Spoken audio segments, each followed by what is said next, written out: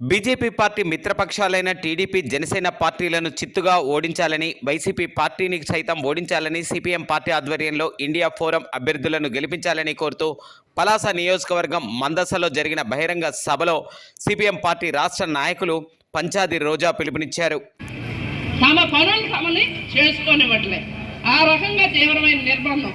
సరే, ఇది ఒక భాగం.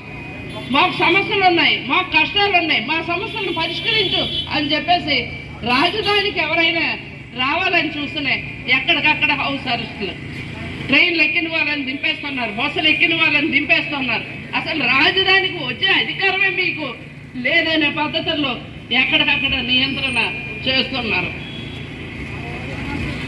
అంతేకాదు, జీతాలు మాకు జీతం చాలట్లేదు, పెంచండి అంటే 5 ఏళ్ళు పూర్తయితే తప్ప పెంచరు.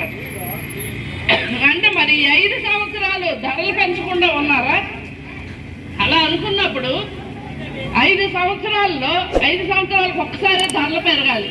ఈ 5 సంవత్సరాలు ఉప్పు ధర, పప్పు ధర, బియ్యం ధర ఏది ధర పెరగకూడదు. బీజేపీ, టీడీపీ, జనసేన, వైసీపీలు ఓడించండి.